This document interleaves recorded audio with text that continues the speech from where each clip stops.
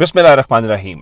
लाखों करोड़ों दुरूदो सलाम मोहम्मद मुस्तफ़ा सल्लल्लाहु अलैहि वसल्लम और आले मोहम्मद पर। मैं हूं उमर दराज गोंदल। मैं आपको बड़ी खबरें देना चाहता हूं आज, जो कि चूंकि छुट्टी का रोज़ है, लेकिन छुट्टी के रोज़ भी आज पाकिस्तान के जो इक़्तिदार के ऐवान हैं और जहां पे कुछ फैसले होने हैं, वहां पे छुट्टी का दिन नहीं मनाया जा रहा। और अंदाज़ा इस बात से करें कि आज आम तौर पे होता यह है कि जो MNAs MPAs या वुज़रा होते हैं वो हलकों के अंदर जाते हैं और हलकों में जाके अपने लोगों से मिलने की कोशिश करते हैं, लेकिन इतनी हलचल है, इतनी जल्दी है, इतनी जल्दबाजी है कि आज तमाम विफाकी वुज़रा मौजूद ना होने के बावजूद ये कहा गया है कि जनाब आज आपने इजलास में अपनी हाज़िरी यकीनी बनानी है। अगर आप प्रेजेंस नहीं दे सकते तो इसका मतलब ये है कि आपको वीडियो लिंक के ऊपर शरीक होना है। और इवन वज़ीर आज़म जो हैं शहबाज शरीफ, वो खुद इस्लामाबाद में मौजूद नहीं है, वो लाहौर के अंदर हैं और वो लाहौर से वीडियो लिंक के अंदर शरीक होंगे। लेकिन क्या करना है कि फैसले कर दें। फैसले क्या करने हैं वो जाहिर है आज डॉन अखबार के मुताबिक अभी तक इसका काबीना इजलास का आमतौर पर एजेंडा जारी कर दिया जाता है कि इसलिए इजलास बुलाया गया और ये फैसले होंगे, लेकिन इस इजलास का एजेंडा भी जारी नहीं किया गया। लेकिन ये बताया जा रहा है जी अहम फैसले।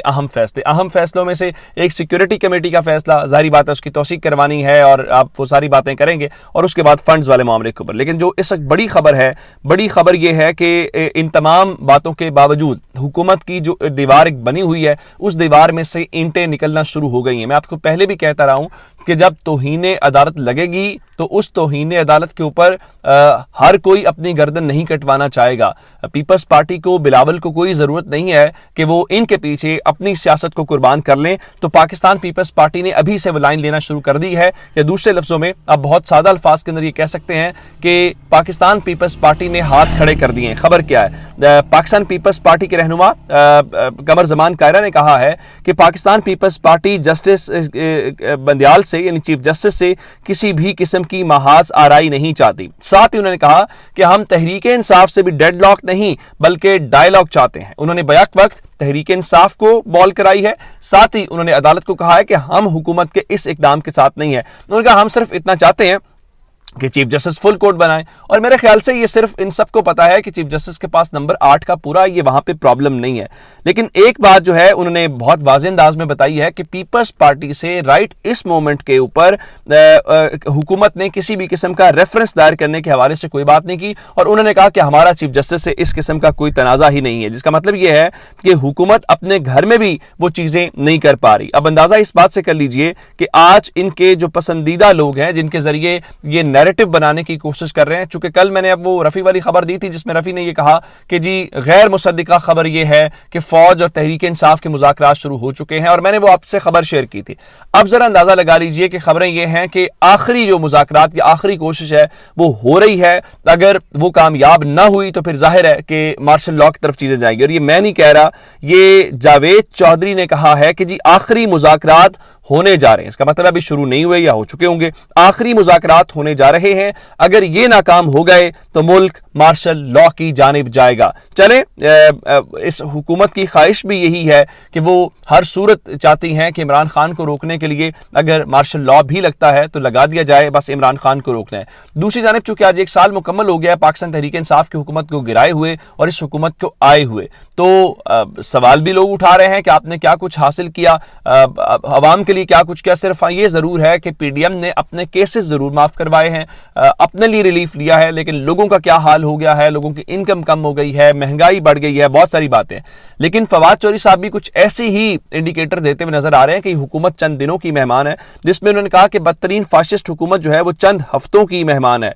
और मैं आपको एक खबर और दे देता हूं कि लाहौर हाई कोर्ट के अंदर जो निगरान हुकूमत है उसके हवाले से एक दरखास्त दायर कर दी गई है, जिसमें यह कहा गया है कि चूंकि इलेक्शन जो एक्ट है वो और जो आइन है वो सिर्फ और सिर्फ 90 रोज की बात करता है, और 90 रोज का मतलब यह है कि 90 रोज के अंदर इलेक्शन होने हैं, और अगर 90 रोज के अंदर इलेक्शन ना हो तो इसका मतलब यह होगा कि वो अमल सारे का सारा गैर कानूनी है। इसलिए अदालत हुक्म दे और इस इलेक्शन कमीशन को कि वो इस निगरान हुकूमत को जो है वो फारिग करे। अब जहां इतनी जल्दबाजियां हो रही हैं, सारा कुछ मैं आपको बता रहा हूं। मैं आपको जरा एक खबर और इस हवाले से देना चाह रहा हूं, चूंकि इलेक्शन इनकी जान जा रही है। मैंने आपको कल एशियाई तरक्याती बैंक के मुतालिक कुछ खबरें दी थी, लेकिन अब जो लेटेस्ट एक डेवलपमेंट है, वो लेटेस्ट डेवलपमेंट क्या है? वो लेटेस्ट डेवलपमेंट ये है कि ये रात को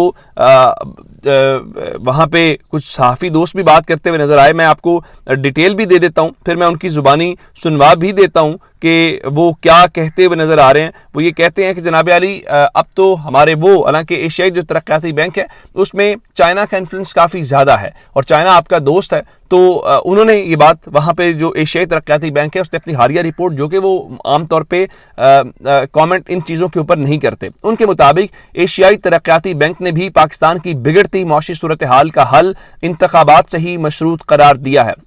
جو ایشیائی ترقیاتی بینک ہے ان کا یہ کہنا ہے کہ دیکھیں اس وقت صورتحال یہ ہے کہ جو بزنس کے ایگریمنٹس ہیں وہ سارے کے سارے رکے ہوئے ہیں. اگر نئی حکومت آئے گی تو ہی یہ معاہدے ہو سکیں گے. اور یہ جو شہباز رانا ہے جو بزنس کو کور کرتے ہیں, شہباز رانا نے کیا کہا ہے ذرا آپ سن لیجئے.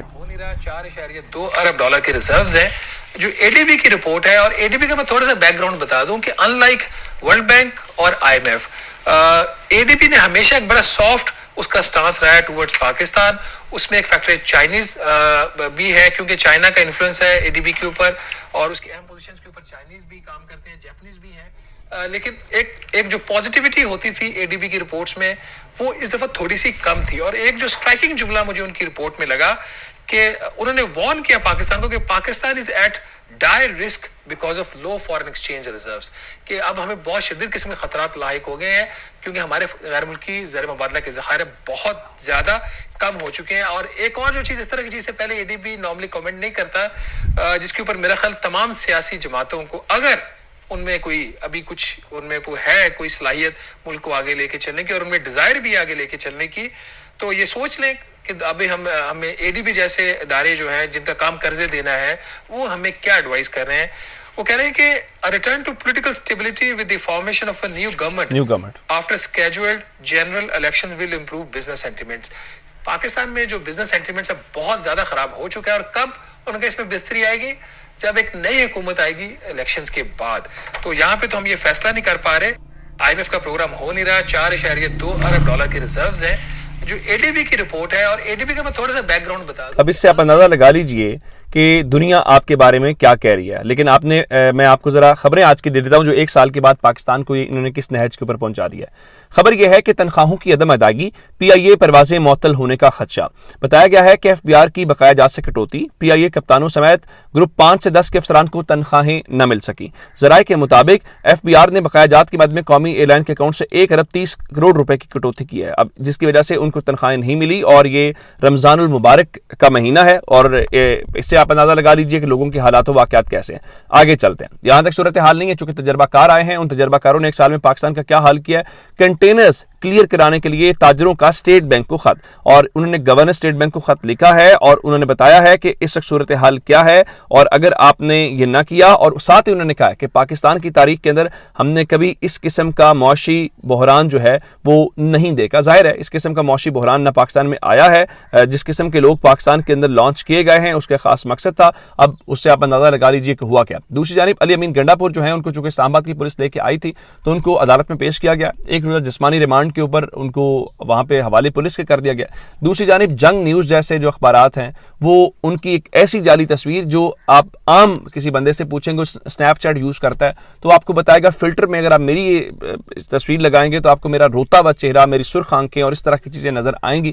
تو وہ فلٹر لگا کے تاثری دینے کی کوشش کر رہے ہیں کہ علی امین جو گنڈا پور ہیں وہ وہاں پہ کوئی روتے دھوتے ہوئے نظر آئے ہیں. لیکن آپ اس سے اندازہ لگا لیجئے کہ پاکستان کے اندر یہ تمام جو اخبارات ہیں تو تمام میڈیا ہاؤسز ہیں یہ کس کی لائن لے رہے ہیں اور کیا جو ہیں وہ اس وقت پاکستان کے اندر کر رہے ہیں, یہ ان کی اصل حقیقت ہے. لیکن 1 سال کے بعد اگر تو پاکستان کے مسائل حل ہو گئے ہیں تو پھر ہمیں الیکشن روک لینا چاہیے. اگر مسائل بڑھ گئے ہیں آپ کی زندگی میں تو پھر آپ کو یہ اندازہ کر لینا چاہیے کہ یہ ڈیلیور نہیں کر رہے. پاکستان کے اندر ایک اسٹیبل گورنمنٹ آنی چاہیے. اپنا بہت سا خیال رکھیے گا. خدا حافظ.